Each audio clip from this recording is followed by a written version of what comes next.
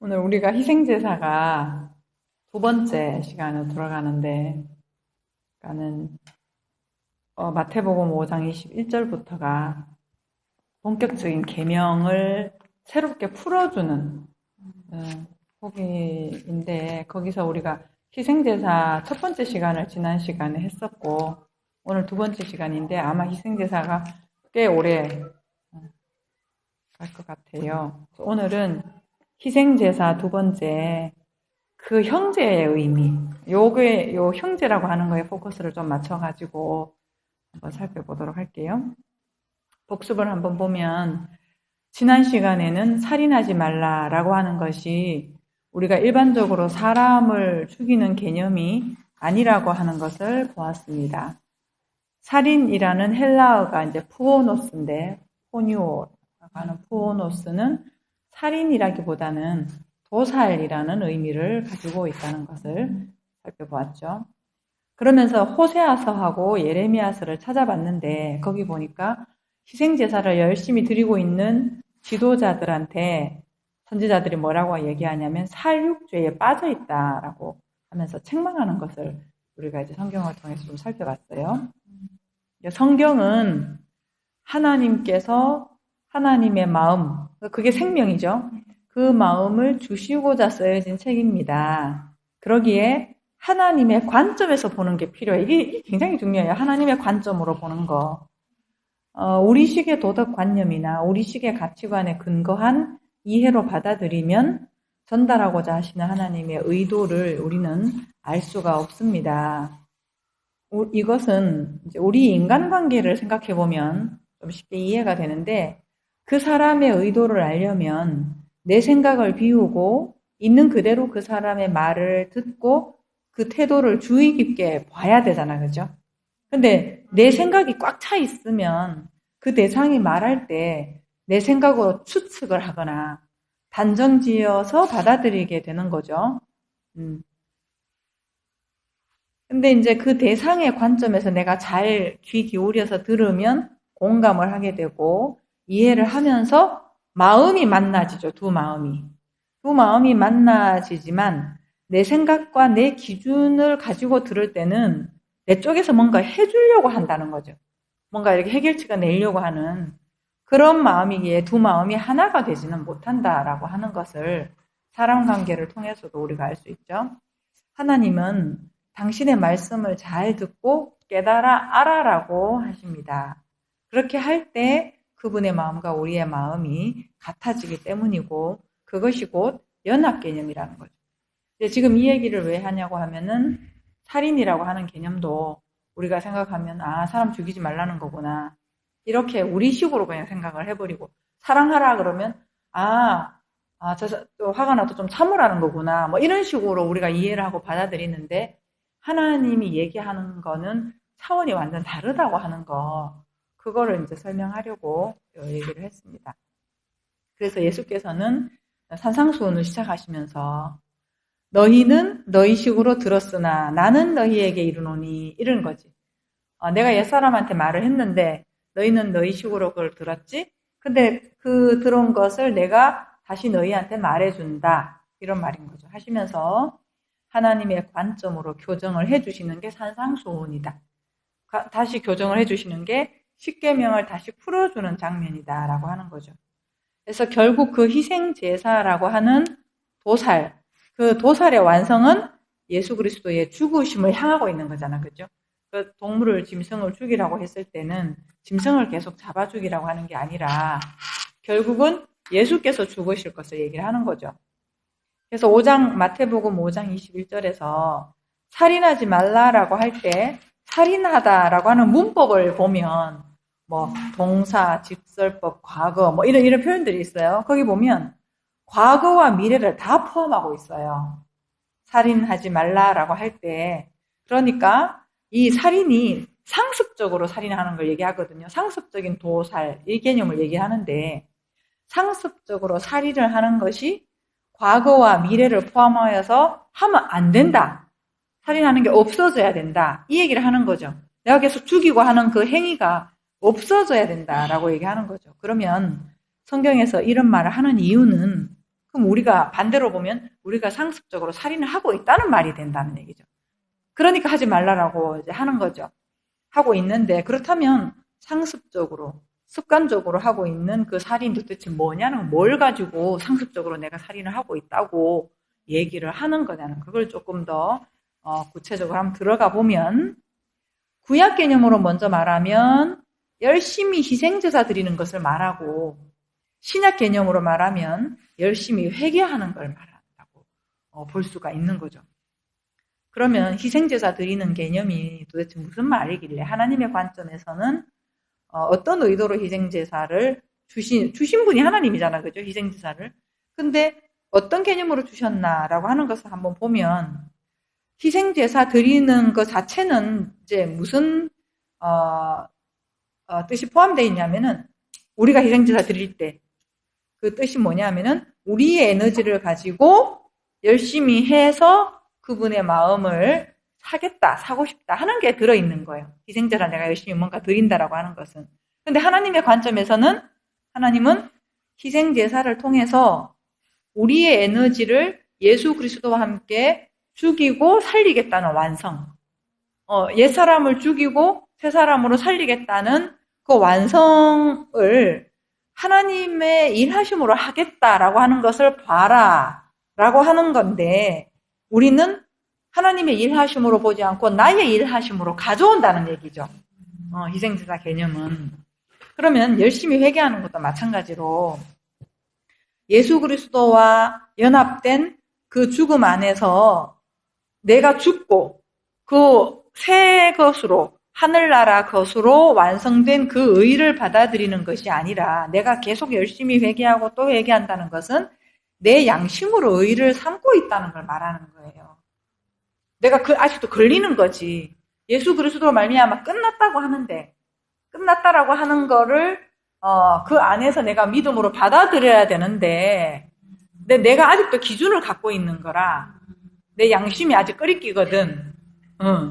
오늘도 내가 뭐 성경을 좀 덜 읽었고 오늘도 내가 화를 참지 못했고 뭐 그래서 하나님 앞에 와가지고 회개하고 이런 것들 자체가 예수 그리스도로 끝나버린 일인데 그 끝나버린 일을 내가 아직도 또 회개하고 또 회개하고 간다는 것 자체가 예수를 또 죽이고 하고 있는 그런 거라는 거죠. 이러한 희생제사, 살인 그거를 계속해서 하지 말아야 된다.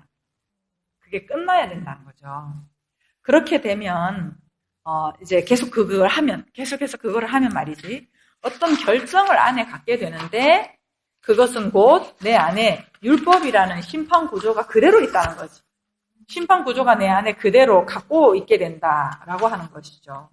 그러면서 이제 예수님께서는 살인하지 않을 수 있는 비결을 26절까지 설명을 해주시는 거예요. 그래서 한번 마태복음 5장을 한번 펼쳐놔보고 보면서 어떻게 이렇게 구성이 되어 있는지를 한번 보면 좋겠죠.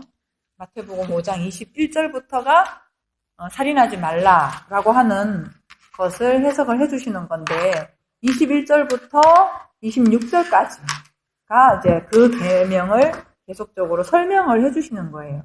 설명해 주시는데 21절 말씀을 제가 풀어볼게요. 21절 말씀이 뭐냐 하면 성경으로 보면 옛사람에게 말한 바 살인을 하지 말라. 누구든지 살인하면 심판을 받게 되리라 하였다는 것을 너희가 들었으나 요거를 제가 풀어봤어요. 처음부터 말했다. 희생제사 하지 말라고.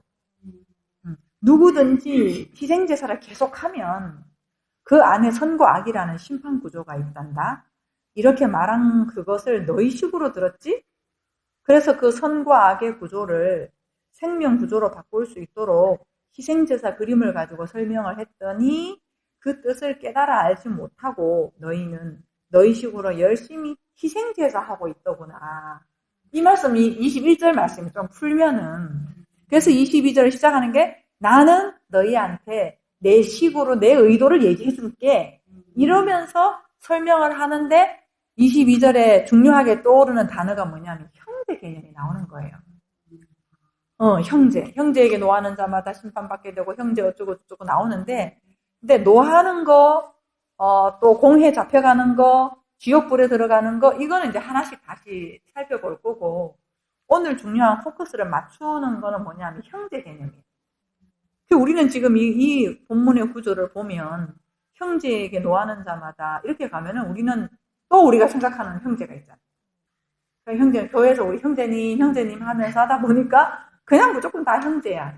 성경에서 말하고 있는 그 개념은 그게 아니라는 거죠. 그래서 오늘은 형제의 포커스를 맞출 건데, 일단 본문을 여기 제가 그 기록되어 있는 거 있잖아요. 그걸 가지고 같이 한번 읽어볼게요. 나는 너희에게 이르노니 형제에게 노하는 자마다 심판을 받게 되고 형제를 대하여 라가라 하는 자는 공회에 잡혀가게 되고 미련한 놈이라 하는 자는 지옥불에 들어가게 되리라. 예, 요게 이제 5장 22절. 그러니까 21절은 그 희생제사 하면 안 된다. 너희 식으로 들어가지고 너희들이 열심히 자꾸 하고 있대? 근데 내가 그 의도를 다시 설명해 줄게 하면서 22절이 시작이 되는 거예요. 그러면서 설명을 하시는 게 형제 개념을 갖고 와가지고 우리한테 설명을 해주는 거고, 그 아랫부분은 이제 헬라어잖아요. 헬라어인데 이제 형제만 살펴볼 거니까, 형제로만 한번 가보겠습니다. 아까 5장 22절을 우리가 읽었는데, 풀어서 제가 또 한번 써봤어요. 풀어서 한번 보면, 이제 나는 내 것으로 너희에게 말한다. 그 형제에게 노하는 자마다 심판 구조를 안에 갖게 되고, 심판 구조라고 하는 거에 너 잡히게 된다. 이런 이제 언어적으로 보면 잡혀 있는 거예요, 우리가 지금. 그 형제에 대해서 라가라 하는 자는 공회라는 함정에 빠진 자, 사내들인 공회라고 하는 율법 그 행정 기관이죠. 율법 의결 기관이죠, 이게. 거기에 빠지게 되고, 그 형제에 대해 미련한 놈이라고 하는 자는 지옥불, 네가 지옥불을 소유하게 될 거다. 이런 거, 요 22절을 다 풀어보면, 요거는 하나하나 새로 할 거고, 오늘은 성경에서 말하는 형제라고 하는 개념을 한번 살펴볼 거라는 거죠. 구약 성경에 형제라는 그 단어를 한번 찾아보았더니, 형제와 이웃을 같이 쓰더라고요. 그러니까 성경에서는 그 형제하고 그 이웃이 같은 개념이에요. 같은 개념이고, 여기 위의 본문에서 형제는 관사가 붙어 있어요. 이 형제 자체가 관사가 붙어 있는데, 그 형제, 관사가 붙어 있다는 것은, 어떤 한 사람을 지정해서 하는 걸 때 관사를 붙이잖아요. 그죠? 근데 그 형제를 여기서는 지금 분명히 딱 지적하거든요. 지명을 하거든요. 근데 그 형제의 성경적 의미는 뭐냐 하면, 위급에 처했을 때 구해주는 자를 말을 해요. 성경에 나오는 형제 개념은. 근데 성경에서 최초의 그 형제는 예수 그리스도를 말합니다. 예수 그리스도. 가장 위급하다고 할 수 있는 그게 뭐예요? 사망의 위험에 처해 있잖아요, 우리가. 그게 가장 인생에서 중요한 거죠. 그런 우리들에게 진리를 주러 오신 분이기 때문입니다. 그는 우리에게 형제로 오셔서 말씀을 주시죠. 진리의 말씀을. 우리는 거짓의 말 가운데 있는데 진리의 말씀을 주심으로 우리도 그 말씀을 깨달아서 알면 그 아버지의 마음을 나도 갖게 되는 거잖아요. 그렇게 되면 뭐라고 하냐면은 친구라고 합니다. 그래서 아브라함을 나중에는 친구다 이렇게 하나님도 말씀하셨잖아요. 넘겨서 우리 구절을 한번 읽어볼게요. 시작. 이제부터는 너희를 종이라 하지 아니하리니 종은 주인이 하는 것을 알지 못하니라. 너희를 친구라 하였노니 내가 내 아버지께 들은 것을 다 너희에게 알게 하였습니다. 그러니까 아버지의 것을 다 알게 하신 것을 내가 알면, 그 의도대로 내가 알면 예수님과 내가 친구다 이런 거죠. 근데 이게 형이라고 하는 한자를 보면요, 쟤는 아우제잖아요. 근데 형을 보면 입구 플러스 어진 사람 인바를 합쳐진 거예요. 거기 합쳐가지고 진리를 말해주는 발을 가진 자를. 진리를 말해주는 발. 말을 해주는데 진리를. 그래서 성경에 보면 보내심을 받지 아니하였으면 어찌 전파리요. 기록된 바 아름답도다. 좋은 소식을 전하는 자들의 발이요. 함과 같으니라. 이 구절이 있는 거죠. 그래서 이제 유래를 한번 살펴봤어요. 요게. 그러니까 한문이 가장 좀 이렇게 뜻글자잖아요. 근데 히브리어가 또 뜻글자고. 한문도 보면은 굉장히 그런 그 성경적인 단어들이 많이 있는데 유래를 살펴보면 이거는 인터넷 사전에 나와 있더라고요. 상형 문자에서 이 형을 뭐라고 쓰냐면은 머리가 큰 아이를 그리는 거예요. 머리가 큰 아이. 어떻게 보면 그리스도가 우리의 머리잖아요. 그리고 크다는 뜻을 포함하며 이것이 나중에 와가지고 형의 뜻으로 바뀌어졌다. 이렇게 나와 있더라고요. 그래서 그 언어의 기원을 이렇게 보면 항상 그 성경에서 이렇게 출발한 그런 거를 볼 수 있는데, 결국 성경은 이제 조금 정리를 해보면, 이 성경 전체는 이야기가 참 많이 있잖아요. 등장인물들도 많잖아요. 사건들도 많잖아요. 그럼에도 불구하고 성경은 예수 그리스도에 관한 이야기. 모든 것이 예수 그리스도에 관한 이야기고, 또 그 예수 그리스도로 끝나는 것이 아니라 그 예수 그리스도로 말미암아 성취될 나의 이야기. 이게 전부예요. 이렇게 많은 두꺼운 책 이야기도 결국 예수 그리스도고, 예수 그리스도가 내 안에 성취되는 결국 그 얘기라는 거죠. 그래서 이렇게 그 형제로 오신 예수 그리스도의 모형을 보여주신 것이 창세기로 가보면 아벨인 거예요. 아벨. 창세기 아벨. 예수께서는 희생제사를 계속해서 드리면, 그러니까 내가 뭔가를 자꾸 하려고 하면, 하나님께 뭔가를 드리려고 애써서 노력하고 하면 그 마음의 상태가 어떤 심판 구조를 가질 것인데, 22절 문맥의 마지막을 보면 결국 희생제사 계속하는 것이 형제에게 노하는 것이라고 하다가, 그다음에 라가라 하는 것이고, 라가라 하는 것이 아니, 내가 이거를 잘못했네, 그치? 이게 형제에게 노하는 것이고, 공회에 잡힌 상태를 말하는 것이고, 그 다음에 지옥불이다. 이렇게 얘기를 하는 거예요. 그러니까 21절에 희생제사 하지 말라 하고 22절에서 너희들이 지금 희생제사를 계속 하는 상태잖아. 근데 그런 태도가 뭐냐 하면은 형제에게 노하는 거야. 또 그렇게 하는 태도가 뭐냐 하면은 공회에 사로잡혀 있는 거야. 그렇게 하는 태도가 뭐냐 하면은 지옥불의 상태인 거야. 그 얘기를 하시는 거예요, 지금. 이미 우리 상태가 그렇다라고 하는 거예요. 그렇다라고 하면서 이렇게 이제 설명을 해주는데, 이미 이런 상태가 지금 우리 상태다. 다시 말해서 우리의 처음 존재 자리가 형제인 아벨과 적대적인 자리에 있었죠. 가인이 대적자의 자리에 있었잖아요. 그게 우리 자리라는 얘기를 하는 거예요.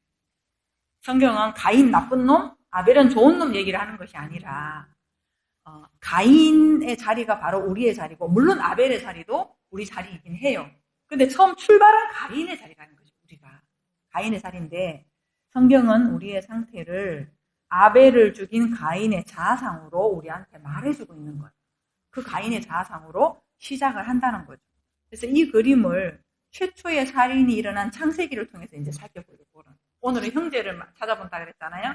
그 형제 개념의 그림이 잘 나와 있는 게 창세기고, 창세기의 그림을 통해 가지고 그 가인과 아벨을 통해 가지고 하나님은 우리한테 뭘 말씀하시려고 하나라고 하는 것을 이제 한번 살펴볼게요. 창세기 4장도 한번 그냥 펼쳐놓고, 제가 중요한 것들은 살펴볼 것들은 적어왔는데 그래도 전체 분위기를 좀 알기 위해서 창세기 4장을 한번 열어놓고 볼게요.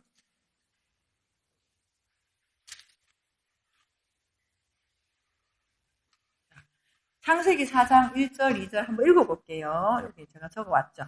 1절 시작. 아담이 그의 아내 하와와 동침하매 하와가 임신하여 가인을 낳고 이르되 내가 여호와로 말미암아 등남하였다 하니라. 그가 또 가인의 아우 아벨을 낳았는데 아벨은 양치는 자였고 가인은 농사하는 자였더라. 아담이 하와가 동침해서 낳은 자녀들을 가지고 얘기를 하는데, 성경은 먼저 가인부터 태어나고 그 다음 아벨이 태어나는 것을 보여줍니다. 가인의 이름의 뜻이 뭐냐면요, 카나 해가지고 소유했다 이런 뜻이에요. 카나 소유했다 이런 뜻이고, 아벨의 이름의 뜻은 뭐냐 하면은 헤벨 해가지고 허무, 텅빔, 덧없음, 귀신 소리 나죠. 덧없음의 뜻이 있어요. 그리고 보세요. 여기 이제 가인이 아벨을 죽인 건 아시죠? 가인이 아벨을 죽인 건 아시는데, 그리고 나서 창세기 4장 25절에 가면 4장이 끝나는 부분이 있어요. 5장 들어가기 전에. 5장 족보가 시작되기 전에 4장 25절에 가면은 누가 등장하냐면은 셋이 나와요. 세트. 우리는 여기 세대가 시옷 받침으로 했는데 이게 원어로 보면 세트예요. 세트. 세트예요. 세트인데 셋인데 여기 뭐 휘트라고 있죠. 휘트. 임명하다, 대치된 이런 뜻인데 그 세트의 이름의 뜻이 가인이 죽인 아벨 대신에 다른 씨. 성경에도 그렇게 나와 있죠. 아벨 대신에 다른이 뭐냐면 다음의 씨, 다음에 오는 씨 이런 뜻이 있어요. 자, 요 라인이 성경 전체를 설명을 해줘요. 요 라인을 이제 잘 봐야 되는데 처음에 뭐죠? 가인이죠. 그 다음에는 아벨, 그 다음에 세트, 그 다음에 우리 이제 다시 이제 조금 신학적으로 보면 율법으로 시작했다가 그 예수 그리스도로 죽고 성령으로 우리와 하나 되는 거 요렇게 되는 그 첫째, 둘째, 셋째, 3일 만에 부활하고 뭐 이런 개념하고 다 이제 연결이 좀 되거든요. 요거를 이제 뒤에 설명이 좀 있으니까 같이 한번 가면은 좀 더 이제 명확을 해줄 거예요. 자, 여기서 이제 슈트를 한번 볼게요. 슈트라고 하는 거는 뭐냐면은 영어로 슈트 있죠, 슈트가 여기서 나왔어요. 여기 슈트가 영어로 슈트의 이제 기원을 가지는데 이 뜻이 정장, 옷을 갖춰 있다 이런 뜻이에요. 이런 뜻이 있는데 성경은 그러면 여기서 뭘 말하냐면 우리가 가인의 자아상으로 시작해서 아까 가인의 뜻이 내가 소유했다 이런 뜻이라고 했잖아요. 근데 그런 우리의 소유에 대해서는 헤벨로서 죽게 하세요. 헤벨이 아까 뜻이 뭐라 그랬어요? 허무함, 공허 뭐 이런 거라 그랬잖아요. 그 허무함으로 죽게 하시고 그 내가 소유에 대해서 죽게 한 다음에 슈트라고 하는 완전한 하늘의 정장을 입게 하시는 거. 그거를 말씀하고 있는 그림이 가인과 아벨과 슈트 속에 나타나 있는 그런 그림이죠. 이것을 신학적 용어로 하면 그리스도로 옷 입었다라고 얘기를 하는 거죠. 그래서 지금 여기서 헤벨은 이제 예수 그리스도로 모형을 하고 있어요. 모형을 하고 있는데 거기 한번 나가서 볼게요. 신약에 있는 그리스도로 옷 입었다라고 하는 구절을 한번 같이 읽어볼게요. 시작. 누구든지 그리스도와 합하기 위하여 세례를 받은 자는 그리스도로 옷 입었느니라. 네. 자, 그렇다면 여기서 한번 가인의 특징을 볼게요. 가인의 특징은 땅의 소산을 드렸다고 하거든요. 창세기 4장 3절에 보면 가인은 땅의 열매, 소산이 열매인데 소산을 드렸다고 합니다. 그러면서 여기 보면 가인과 그의 재물은 받지 않았고 아벨과 그의 재물은 받았다. 이렇게 얘기를 하면서 가인과 아벨의 존재를 재물하고 같이 동일시를 하고 있어요. 아벨은 뭘 드렸냐면은 양의 첫 새끼와 기름이라고 표현했죠. 자, 이 말은 가인이 할 수 있는 것은 땅의 소산, 결국 자기 열심에서 나오는 행위, 아래 것이죠. 그거밖에는 할 수 없었다는 것입니다. 그런 가인이 한 그 아래 것의 열심이 그 형제를 때려 죽이는 결과를 가져온 것입니다. 그러니까 율법적 행위 안에 있다는 것은 영적 예배를 드린 헤벨의 모형 안에 있는 예수 그리스도를 죽이는 행위라는 것이고 헤벨이 죽은 것처럼 예수께서도 맞아 죽으신 것입니다. 그런데 이렇게 죽인 것을 가지고 따지는 것이 아닙니다. 이것으로 우리의 본질을 보여준 것입니다.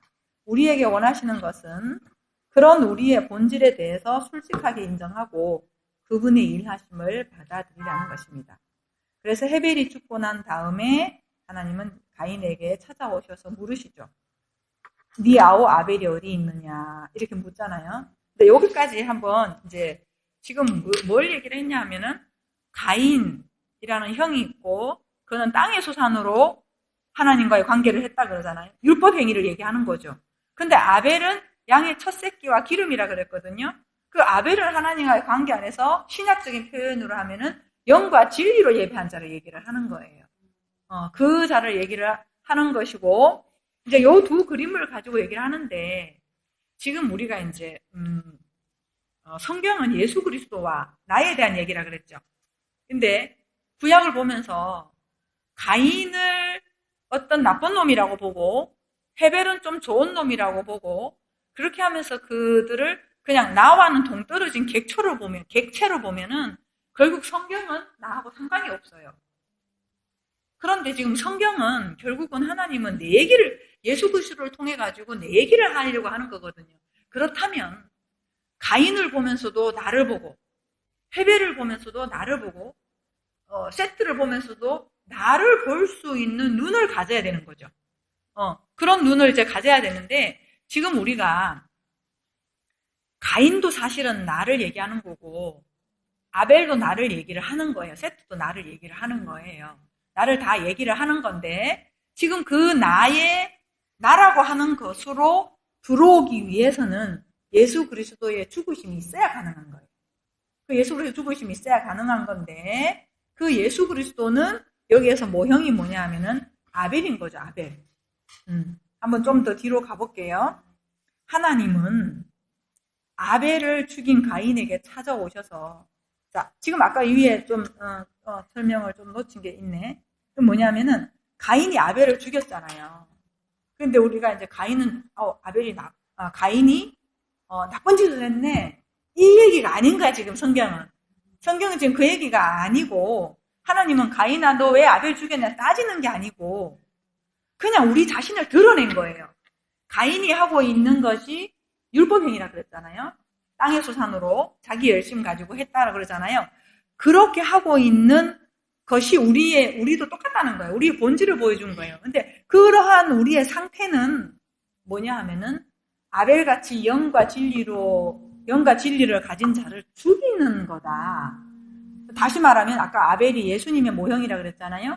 예수님 모형인데 내가 그런 땅의 구조에서 열심히 하고 있는 거는 결국은 하나님을 죽일 수밖에 없는 존재라는 거, 우리가. 그러니까는 결국은 우리의 본질을 제대로 알면 내가 하나님을 사랑한다. 하나님을 위해서 뭔가를 한다. 라고 하는 것 자체가 불가능한 걸 알게 돼요, 우리가. 근데 더 나아가서 우리가 하는 짓은 뭐냐면 하나님을 죽이는 거예요. 나를 지키기 위해. 나의 자존심을 지키기 위해 가지고 하나님을 죽이는 거예요. 그거를 어떻게 알 수 있어요? 예수께서 오셨는데 결국 사람들의 손으로 예수님을 죽였잖아요. 그럼 유대 사람들이 나빠서 죽인 게 아니지. 그 얘기를 하는 게 아니라 사람들은 하나님을 섬길 수가 없는 거예요. 오히려 죽여버리는 거죠. 그 얘기를 하는 거예요. 그러니까 지금 이제 하나님이 아벨을 죽인 가인에게 찾아오셔서 네 아우 아벨이 어디 있느냐 이렇게 묻는 거는 뭐냐면은 네가 아벨을 죽였지 근데 네가 죽인 그 뜻을 알겠니라는 거예요. 그래 너는 아벨을 죽일 수밖에 없어. 근데 그 아벨이 죽었지? 근데 그 죽음의 의미를 네가 아니? 이거 묻는 거예요. 우리가 예수를 죽였잖아요. 예수를 죽였는데 니네들이 나를 싫어하고 나를 죽였네 나쁜 놈들 이러는 게 아니라 네가 죽여? 그럼 내가 죽었지. 내가 죽어줄게. 그럼 그 의미를 아니? 이 말을 하는 거예요. 봐요. 선악과 먹은 아담에게 찾아오셔서 똑같은 말 했죠. 아담아 네가 어디 있느냐. 자 가인한테는 뭐라 그랬어요? 네 아우 아벨이 어디 있느냐. 그렇게 물었고 아담아 네가 어디 있느냐. 지금 이 네가 어디 있느냐라고 물었을 때는 어떤 상태일 때예요? 선악과 먹었을 때. 선악과 먹는 거나 가인이 아벨을 죽인 거나 같은 의미라는 거죠. 선과 악의 구조 안에 내가 들어가는 거나 선과 악의 구조 안에 있으니까 그것이 조금 더 확장해서 그림으로 표현한 것이 영과 진리라고 하는 아벨을 죽이는 걸로 나타난 거죠. 그러니까 선악과 먹은 아담이나 아벨을 죽인 가인이나 똑같다는 거예요. 그래서 하나님이 똑같은 질문을 하는 거예요. 아담아 네가 지금 선악과 먹었는데 네가 지금 먹은 그 의미를 아냐? 네가 지금 있는 자리가 어디인지 아냐? 이거를 묻는 거죠. 그렇게 묻는 이유는 가르쳐주려고. 하나님은 네가 선악과 먹었지 나쁜 놈 이러려고 하는 게 아니라 그 의미를 아니? 네가 원래 그런 존재야. 근데 그 뜻을 알아? 라고 하나님은 말씀하신다는 거죠. 그러니까 선악과 먹은 상태는 곧 그 형제를 죽이는 결과를 가져온다는 것입니다. 선악 구조는 사람도 죽이고 하나님도 죽이게 되어 있습니다. 이것밖에는 할 줄 모르는 인생들에게 그 형제로 오신 분이 누구? 예수 그리스도라는 거예요. 그러니까 우리는 가인이 하는 짓밖에는 못해요, 우리가. 아담이 선악과 왜 따먹어가지고가 아니라 선악과 먹은 아담이 우리예요. 우리는 그거밖에 못해요. 선과 악의 구조 안에서 계속 그거밖에는 못하는 거예요. 근데 그렇기 때문에 예수가 오신 거죠. 형으로 맏형으로 오셔가지고 우리를 죄를 삼으려고 하는, 아우를 삼으려고 하는 거죠. 그런데 율법 구조 안에 갇힌 인생들은 영적 세계로 이끌어줄 그 형제를 알아보고 영접하는 것이 아니라 분명히 드러났잖아요, 성경에서. 오히려 노하고 미련하게 보고 결국은 어떻게 죽일 수밖에 없는, 진리를 알아볼 수 없는 무력한 상태라고 하는 것이 성경에 온천하게 다 드러난 거예요. 지금 우리가 성경이 전부 내 얘기라고 하는 거죠. 유대인들이 하는 거가 내가 하는 거예요. 그러니까 우리는 하나님을 영접할 수가 없어요. 좋아할 수도 없어요. 그런 우리의 그 본질 자체를 성경에서 드러낸 거죠. 그래서 예수께서 오심으로 우리 인간의 본질을 드러낸 것입니다. 이러한 비추임 앞에 그래도 막 빛이 비춰졌잖아요. 니네들 본질이 이렇지. 신이 와도 니네들이 신을 섬긴다고 지금까지 열심히 기행제사를 하고 있었는데 정작 신이 오니까 어떻게 되는 거예요? 신을 죽여버리네? 그게 드러난 거잖아요. 근데 그렇게 이제 빛을 막 비추니까 자기 열심으로 막 계속해서 나를 가리려고 하는 사람들은 그분이 하는 그 예수 그리스도의 그 말이 어리석고 미련해 보이는 거예요. 그러나 자기 열심이나 자기 의의를 내세울 건덕지가 없던 어떻게 보면 사회적 아웃사이더라고 할 수 있는 사람들이 있었죠. 그 당시에 뭐 창녀라든가 뭐 이런 사람들 있잖아요. 그런 사람들, 환자들, 그런 사람들은 오히려 그분의 빛으로 나온다 라고 하는 거죠. 그러니까 그분이 우리한테 빛을 비춰줄 때는 네가 나쁜, 네가 창녀다, 네가 밴댕이다. 그걸 계속 보여주는 하나님은 그걸 보여주는데 그러면서 막 내가 더 열심히 해. 아니, 내가 그래도 이 정도의 사람은 아니야. 내가 더 나은 사람이 될 수 있어. 이렇게 하는 사람은 오히려 예수 그리스도께서 주신 의를 받아들이기가 어려워요. 근데 정말 그 빛이 비춰져가지고 진짜 나는 정말 찌질이다 진짜. 나도 믿음 있는 줄 알았더니 믿음 하나도 없네. 내가 봤더니 진짜 와 내가 이 정도였어? 그러면서 거기에 대해서 절망하는 사람. 그 빛 앞에 절망하는 사람은 어떻게 좀 도와주세요. 이렇게 하잖아요. 그렇다는 거죠. 자, 하나님은 우리들에게 거지 같은 너의 본질을 안 해나는 거예요. 근데 거지 같다는 것도 사실은 우리 해석이죠. 우리 해석이 하나님은 뭐 거지 같다고 한다 하더라도 괜찮다는 거예요, 하나님은. 그런 해석이 우리가 이제 해석하는 게 거지 같다는 거죠. 그렇긴 합니다만 어쨌든 하나님이 괜찮다고 하시는 것들을 우리는 뭐라 그래요? 거지 같다는 거예요. 스스로 가치 판단의 감옥에 묶여 있는 거죠. 내가 조금 참지도 못하고 막 그것도 내가 못 참아가지고 내가 좀 화를 내고 막 이렇게 하면은 야 진짜 참 내가 거지 같다 이렇게 얘기하는데 하나님 뭐라 그래요? 괜찮아. 내가 알고 있어 너. 근데 이제 우리가 하나님의 괜찮음을 진짜 받아들이면 오히려 벗어날 수 있는데 이게 내가 이 정도밖에 안 됐네. 이거 뭐 그러면서 나를 막 계속 더 들볶으면서 더 막 그렇지 않은 내 모습으로 막 가려고 하면 오히려 더 안 되잖아요. 근데 하나님은 너 몰랐냐? 너 아직 몰랐냐? 난 다 알고 있었는데 이러는 거죠. 하나님. 이러한 우리의 본질을 내가 알고 인정을 해야지 세트가 된다. 세트로 영생의 옷을 입을 수 있다는 것을 말씀하는 거예요. 왜 그래요? 내가 인정을 하는 것 자체가 나는 무화과 옷을 입고 있었어요 라고 인정하는 거잖아요. 근데 그거 인정할 때 하나님 어떻게 그 위에다가 가죽 옷을 입혀주시니까 그런 거죠. 근데 내가 막 내 옷을 입고 있는 한은 계속해서 그냥 하나님의 옷이 입혀지지가 않는 거죠. 사실 입혀줘도 내가 모르는 거죠. 성경은 전부 이 이야기를 하고 있습니다. 창세기에서의 가인은 형제 아벨이 죽은 그 사건이 무슨 의미인지 아냐고 물었을 때 가인이 대답을 뭐라고 했어요? 내가 알지 못합니다. 내가 아우를 지키는 자입니까? 그렇게 대답을 하는 거예요. 근데 알지 못함이 뭐냐 하면은 곧 하나님 앞을 떠남으로 나타나는 거예요. 내가 무지가 죄라는 말이 있잖아요. 알지 못하는 게, 그러고 나서 가인이 하나님을 떠나거든요. 떠났다는 표현이 있거든요, 성경에. 떠나는데 하나님을 그럼 떠나서 한 일이 뭐예요? 놋이라는 땅이라고 성경은 얘기를 해요. 거기에 거주해요. 정착을 하는 거죠. 거기에서 뭘 하냐 하면은 자기의 성을 쌓았대요. 이게 뭐냐? 우리가 죽을 때까지 하는 거예요. 죽을 때까지 우리가 그러고 있는 거예요. 하나님은 괜찮아. 너 원래 그런 건 내가 알았어. 이러는데 나는 자꾸 자존심 상하는 거야. 나는 좀 그래도 고상한 거가 있고 싶고, 그러면서 막 그걸 자꾸 성을 쌓는 거야, 나를. 근데 하나님은 자꾸 그거 베끼시고. 그게 이제 힘든 거죠. 성경은 인간들의 선악 구조를 기반으로 해서 세워진 그 문명과 공동체를 놋이라고 명명합니다. 지금 가인이 선악 구조의 대표성으로 지금 떠 있잖아요, 여기. 있는데 그가 세운 그 공동체 놋이라는 이름인데, 오히려 놋이라는 뜻의 이름이 뭐냐면, 뜻이 뭐냐면요, 망명, 방황, 헤매다예요. 헤매다. 헤매다의 뜻이 있는데요. 이 사람들은 지금 헤매물 멈추려고 그 땅에 갔잖아요. 근데 헤매물 멈추려고 자기들이 정착한 곳을 하나님은 정작 거기가 방황이다. 이렇게 얘기합니다.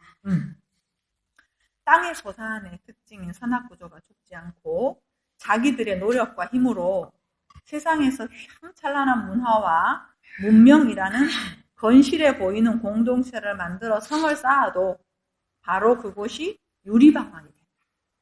이 말을 하고 있는 거죠. 무지와 보이는 형상에 갇힌 소경이죠, 우리가. 그러니까 소경들이 만들어 놓은 그럴듯한 성이 사실은 모래 위에 쌓은 성이라는 거, 모래 위에 쌓은 거라는 것을 말하는 거죠. 그래서 내가 생각을 해서 어느 정도 나의 입지를 굳히려고 쌓아놓는 것들 있잖아요. 그런 것들, 그런 뭐 학력이 될 수도 있고 외모가 될 수도 있고 뭐 돈이 될 수도 있겠죠. 그러니까 그런 것들을 내가 어떤 나라고 하는 존재를 드러내기 위해서 내가 성을 쌓아놓으면 그거는 결국 무너진다는 거예요. 그게 아무것도 아니라는 것이죠. 그런데 또 그게 문제가 뭐냐면은 그런 걸 위해 가지고 내가 쌓아놓으면 오히려 누리지를 못합니다. 왜냐하면 그게 무너지면 안 되니까 막 지켜야 돼. 돈이 많으면 또 막 나를 위해서 내가 쌓아서 지켜야 되고 그런 게 있잖아요.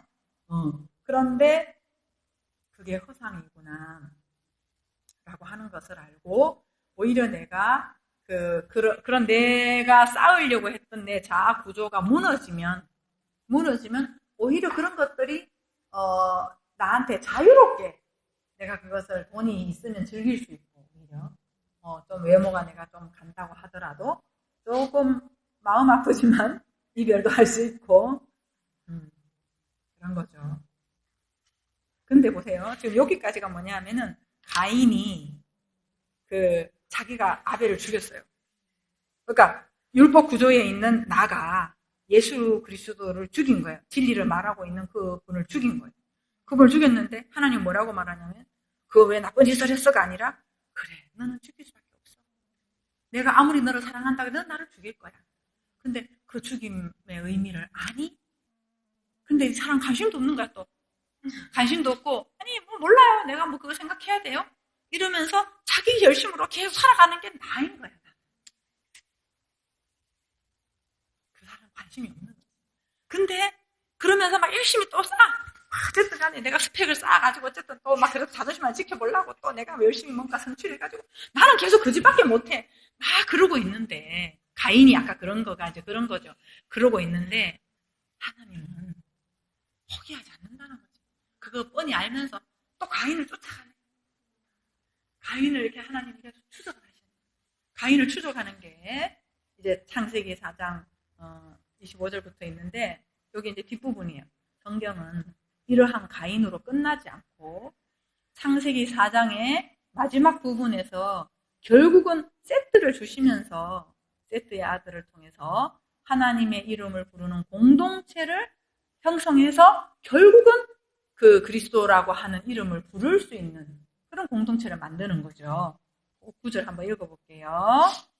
아담이 다시 자기 아내와 동침하며 그가 아들을 낳아 그의 이름을 셋이라 하였으니 이는 하나님이 내게 가인이 죽인 아벨 대신에 다른 씨를 주셨다 함이며 셋도 아들을 낳고 그의 이름을 에노스라 하였으며 그때에 사람들이 비로소 여호와의 이름을 불렀더라. 그러니까 지금 앞에 가인과 아벨과 이런 이제 거쳐오면서 결국은 여호와의 이름을 부르는 공동체, 그 공동체를 하나님은 만들어 가시더라는 얘기예요.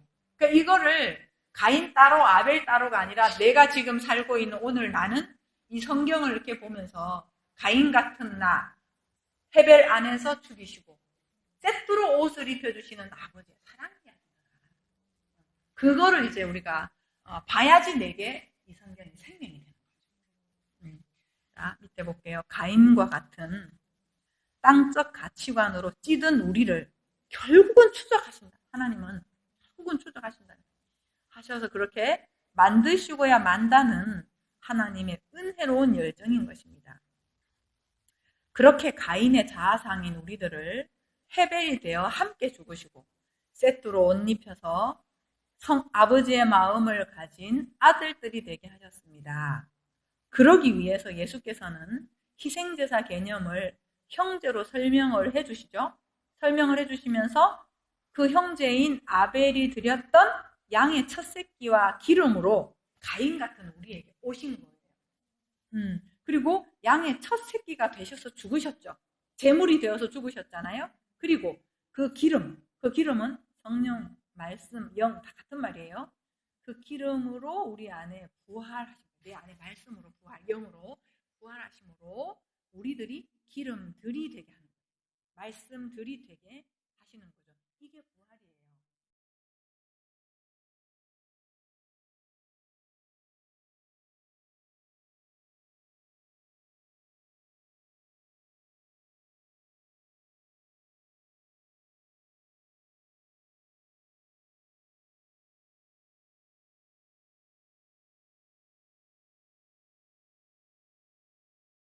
이런 상태.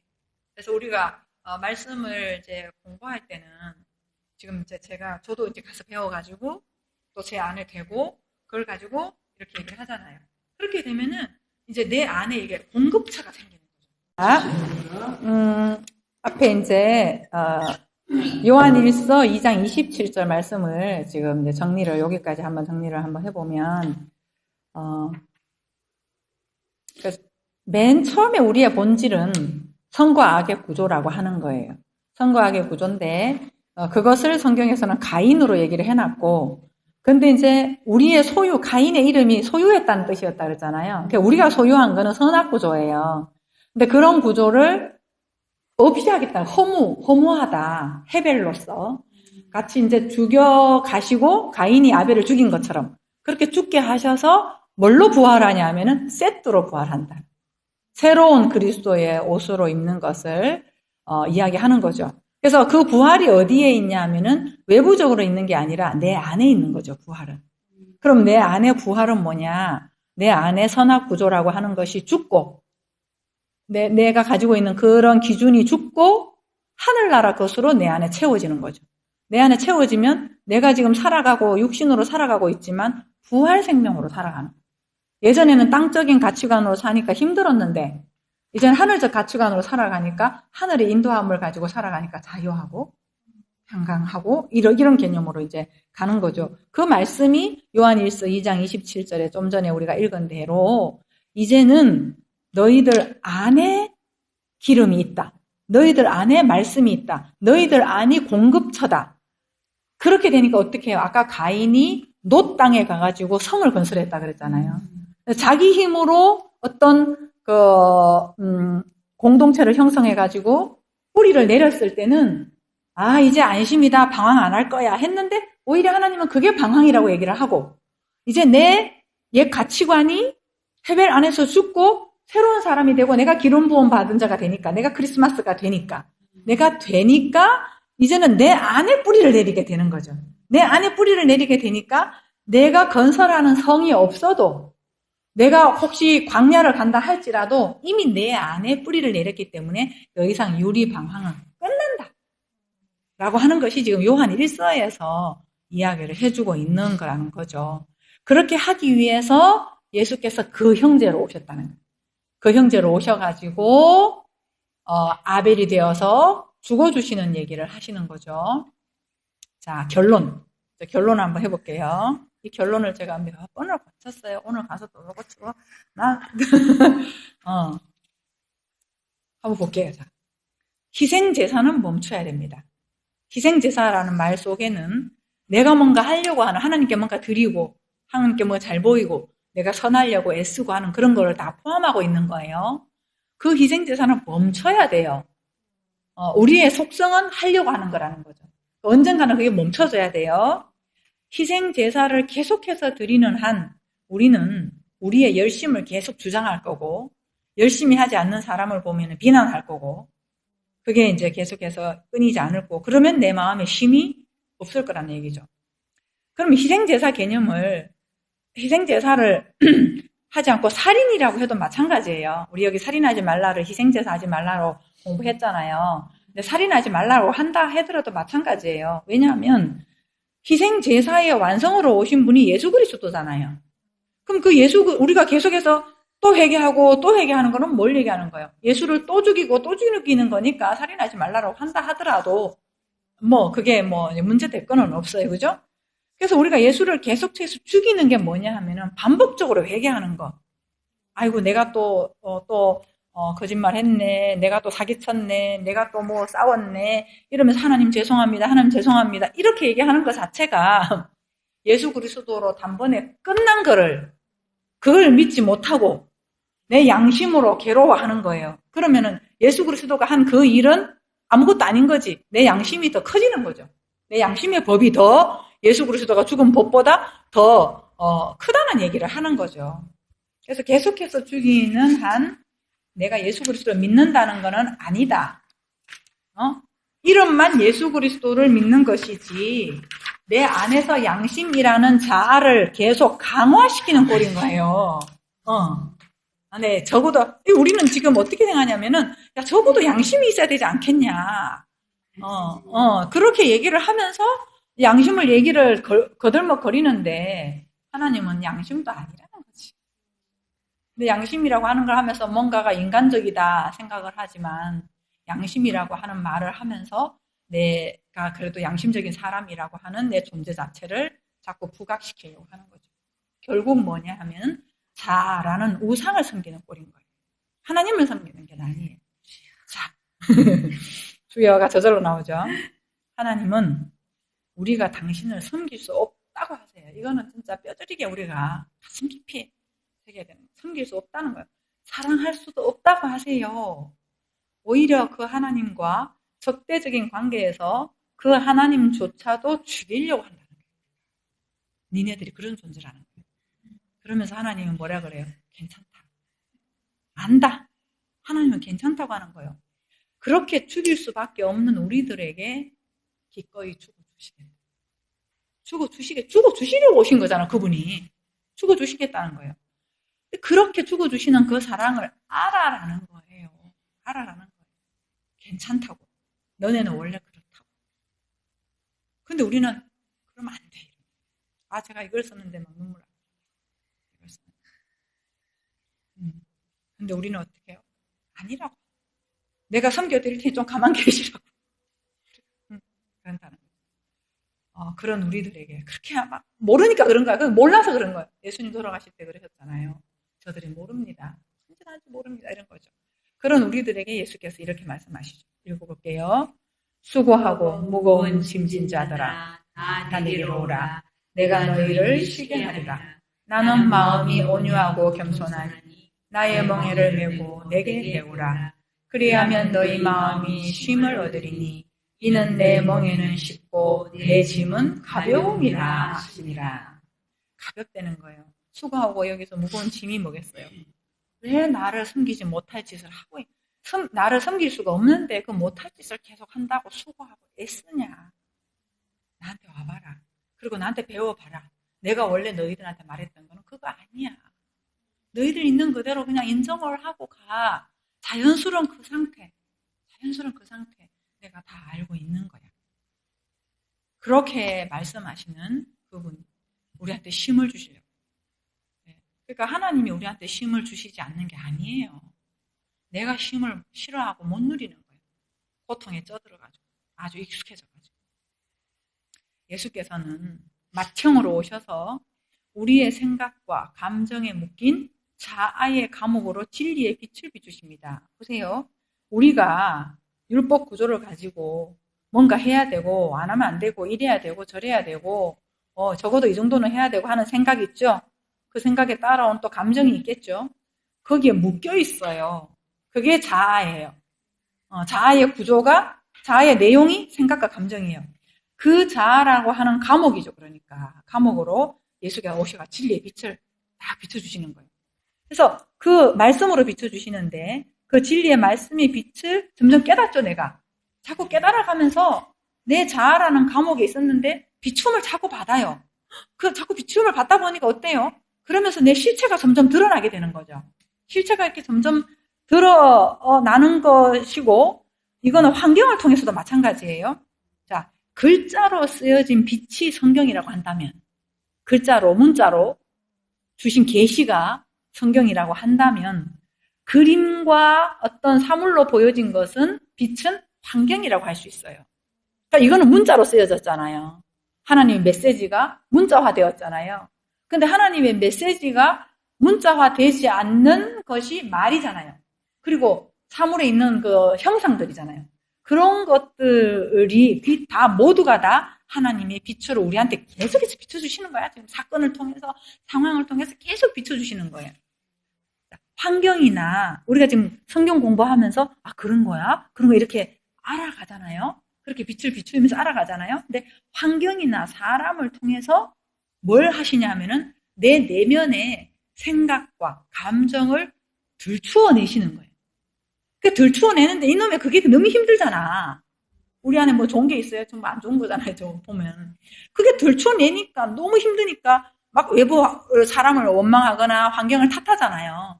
근데 그걸 우리가 또 안 하면 견디기도 힘들잖아. 좀 씹고 해야 되잖아요.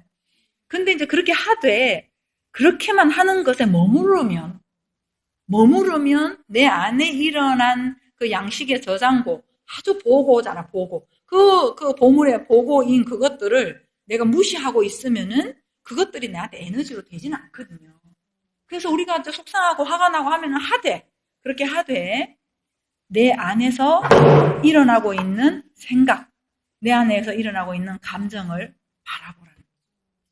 저 인간이 분명히 막 나쁜 짓을 나한테 했는 거는 분명해. 그럼에도 불구하고 아무리 나쁜 짓을 했어도 일어난 건 내 안이잖아요. 그죠? 일어난 건 내 안이니까 내 안을 내가 한번 마주 보라는 거죠. 그냥 저 인간 나쁜 인간이야 라고만 하지 말고 내 안을 한번 마주 보자는 거예요. 그렇게 마주하다가 보면 고통도 내가 스스로 일으키고 있음을 알고 소스라치게 놀라게 될 것입니다. 어떻게 보면요. 고통에 중독되었다. 이게 진짜 안타까운 현실이죠. 우리는 또 우리가 삶이 편하고 걱정이 없으면 어떻게 돼요? 걱정 없는 게 이상하다. 또 이러잖아요. 내가 이렇게 행복해도 되는 거야? 우리는 어떠냐면은 고통과 불행에 중독이 돼 있는 거예요. 그게 익숙한 거죠. 고통에 중독된 것이 우리 인간들이라고 해도 과언이 아닌 것이지요. 천국이 내 안에 있듯이 지옥도 내 안에 있음을 알게 되는 거예요. 점점 자꾸 내 안으로 좁혀지는 거죠. 외부가 문제가 아니다라고 하는 게 자꾸 내 안으로 오게 되는 거죠. 형제로 처음 등장하는 창세기에 가인과 아벨 이야기는 우리 이야기다. 가인과 같은 나를 하나님은 일단 드러내세요. 가인은 어떤 게 드러났어요? 가인은 땅의 소산으로 이제 예배를 드렸잖아요. 땅의 소산 자기 열심이라 그랬잖아요. 근데 그런 열심은 결국은 진리로 예배하는 자를 죽여버린다. 살인을 하는 그러한 존재 구조를 가지고 있는 것이 가인이다라고 하는 거를 나를 드러나게 하세요. 나를 계속 드러내세요. 그 형제를 죽이는 대적자로 서 있는 나를 보게 하세요. 내가 하나님의 대적자라는 거예요. 그 말은 뭐냐면 사단이라는 거예요. 우린 자꾸 사단을 딴 걸로 만들어가지고 사단 핑계를 대는데 그 사단이 아니고 내가 사단이 내가 사단이라는 개념은 대적자라는 개념이거든요. 반대편에 서 있다라고 하는 거예요. 그것이 곧 나라는 것을 알게 하시는 거죠. 그러다 보면 이제 어떤 마음이 드냐면은 우리 스스로에게 선한 것도 기대할 것이 또 없게 되는 거예요. 내 안에 보니까 선한 것도 없고, 그러니까 뭐 기대할 것도 없네. 그러는 거죠. 우리가 실망을 하는 거는 나한테 기대하는 게 있으니까 실망하는 거잖아요. 근데 이제 자꾸 말씀의 빛과 환경을 통해서 내 안을 봤더니, 아이고, 세상에, 내가 생각한 나 이상인 거야, 정말. 내가 그래도 적어도 이 정도는 아닌 줄 알았는데, 봤더니 이 밑바닥에 완전히 막, 보니까, 그거를 막 밑바닥까지 알게 하는 거죠. 보게 하는 거죠. 그러면서 어떻게 나한테 실망하게 되는 거죠. 이렇게 나라고 하는 자아의 기대에 대해 죽고 또 죽고 이렇게 하는 거예요. 1만 번 고쳐주고 이 몸이 죽고 1만 번, 1천 번인가? 뭐 하여튼 그렇게 죽는데 그렇게 죽음과 동시에 한쪽에서는 뭐가 있냐면요. 내 선에 대해서 죽으니까 아버지의 선이 한쪽에서 이렇게 살아나는 거죠. 감정과 생각이 아니에요. 그거는 감정과 생각을 넘어선 그 영이 살아나는 것을 어느 정도가 되면 감지를 하게 되는 거예요. 처음에는 감지 못해요. 넘어지고 무너지는 것만 생각나. 막. 그것 때문에 막 비참하고 그것 때문에 마음 아프고 그것만 있는데 어느 정도 시간이 계속 흘러다 보면은 한쪽에서 뭔가 이렇게 뿌이뿌이 올라오는 그 어떤 그 생명 그게 감지가 되는데 그거는 말로 할 수 없는 거지. 어떻게 말로 할 수 없는 그런 것들이 이제 올라오는 거죠. 그것이 뭐냐면 부활 개념이에요. 그러니까 이제는 이제 이렇게 되는 거예요. 이렇게 되면은 이제 괜찮아요. 이제 괜찮아요. 어차피 내 본질을 알았으니까 망할 것도 없어. 더 이상 내려갈 것도 없어. 선할 것도 없고 뭐 기대할 것도 없어. 나는 그냥 그런 존재니까. 그래서 그런 부분에서 편하게 되고 그러니까 편하다. 뭐 나쁜 년이라 한들 어떻게 해서 나 나쁜 년 맞는데 누가 뭐 나보고 일 못한다고 하면 어떻게 해서 나도 일 못할 때도 있는 거 나도 아는데 뭐 이렇게 내가 진짜 인정하다 보면 다른 사람이 하는 거에 대해서 뭐 별로 내가 뭐 그죠? 개의치 않겠죠. 그래서 편한 거예요. 근데 이렇게 하다 보니까 그런 평강하죠. 내 안에 평안한 마음이 있잖아요. 그 평강이 어떤 사람이 보니까 외부에 누군가 볼 때는 어머 저 사람 변했다. 성품이 변했네. 이렇게 보여요. 사람들한테. 그런 모습으로 저 사람 많이 변했다. 이렇게 비춰지는 것이지 본인은요. 나는 안 그런 거예요. 그러니까 이제 저를 보면서도 이제 그런 얘기를 하는 거죠. 많이 변했다. 당신 참 많이 변했네. 편안해지고.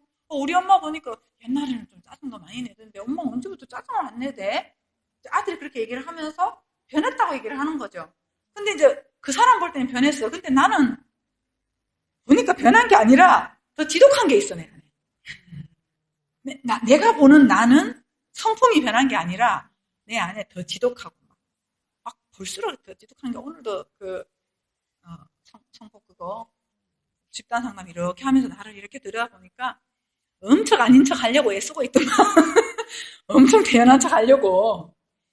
그러니까 이제 이렇게 끝나고 나니까 누가 한 분이 이제 저도 이렇게 하고 싶어요. 이렇게 아주 자연스럽게 아주 편안하게 뭐 이렇게 하는 게 하고 싶다고. 이제 그러니까 아이고 그러냐고 했는데 나는 편할 때도 있었고 안 편할 때도 있었거든. 근데 이제 이건 어떻게 아주 편안한 척 하고 있는 거예요. 그러니까 저는 가면 쓴 것도 많고 내 안에 콩닥콩닥 뛰면서도 아닌 것처럼 하고 있는 것도 많고 또 이렇게 또 뭐 인자한 척 하면서도 말하는 꼬라지 보래 이러고 있는 나도 있고 그런 게 있는 거지. 나는 그런 게 있는 걸 보면서 내 모습이 진짜 막 성자 같은 모습을 보이면서도 내 안에는 아주 유치찬란한 그게 있다라고 하는 것을 보니까 그 사람 말을 해도 나는 나를 아니까. 근데 이제 또 나를 아니까 거기에 대해서 내가 별로 기대도 안 해. 나 원래 그런 거니까. 그러면서 이제 편하게 살다 보니까 남편이 내가 하는 뭐 어떤 말에 대해서 화도 안 나? 나 그래 맞아 그러니까. 그러니까 이제 이 사람들 볼 때는 변했다는 거예요. 성품이 변했네. 근데 나는 아닌 거지. 나는 아는 거지. 나는 그저 내 모습만 바라보고 인정을 했을 뿐이고 도적 같고 강도 같고 미친년 같고 뭐 희한한 년 같고 막 그런 것만 내가 자꾸 알고 가다 보니까 굳이 내가 뭐 별로 나를 내세울 것도 없으니까 그런 거지. 이렇게 가는 거죠. 그래서 이제는 그런 말 잘 안 하게 되더라고요. 제가 예전에는 이렇게 하다 보니까 내가 좀 많이 변했다 이러는데 지금 보니까 그게 아니더라고. 변한 것처럼 보이지만 나는 그저 내 어둠을 계속 보고 가고 있을 뿐이야. 그래서 이제 우리는 이런 고백하는, 사도 바울도 이런 고백했더라고. 이런 고백하는 거죠. 같이 한번 읽어볼게요. 형제들아, 시작. 형제들아, 내가 그리스도 예수 우리 주 안에서 가진 바 너희에 대한 나의 사랑을 두고 단언하노니 나는 날마다 죽노라. 내가 하는 거는 이거밖에 없어요. 또 미쁘다 모든 사람이 받을 만한 이 말이에요. 그리스도 예수께서 죄인을 구원하시려고 세상에 임하셨다 하였도다. 죄인 중에 내가 괴순이라. 나는 이거밖에 못해요. 근데 이제 이렇게 가다 보면 날마다 죽노라. 죄인 중에 내가 괴순이라 하면서 계속 나는 정말 이런 사람이야. 찌질한 사람 이러면서 계속 우울하게 가면 만약에 그렇게 간다 그러면은 아직까지 이 말씀의 깊은 의미는 못 경험을 한 것일 수도 있어요. 근데 이걸 진짜 내가 경험을 하고 내가 알고 간다면 오히려 편안해지면서 내가 내가 의를 만들려고 하는 것이 아니라 나는 의가 없다는 것을 편안하게 인정하고 그분의 의로 내가 자유롭게 그냥 가는 거죠. 그거를 주시려고 예수께서 오셔서 그 진리의 말씀을 주시고 해벨이 되어서 죽으신 그 형제, 그거를 우리가 잘 깨닫고 이해를 하면 희생제사가 멈춘다. 내가 뭔가 하려고 하는 게 없어지고 그냥 주어지는 대로 자연인으로 그냥 삶을 사는 거죠. 오늘 이제 얘기가 그런 거예요. 희생제사 하지 말라라고 하는 주제를 계속 하고 있는데 그 중에서 우리는 뭘 했냐면은 그 형제에 대해서 했다는 거예요. 그 형제는 예수 그리스도를 성경에서 말하고 있는 거고 구약 창세기에서는 가인과 아벨의 가인의 형제인 아벨 그 그림을 통해서 얘기해 주신 거고 그래서 우리가 우리와 함께 죽어주신 그 형제를 알므로 내 본질을 알므로 희생제사 개념이 이제 끝나면서 좀 편안해지고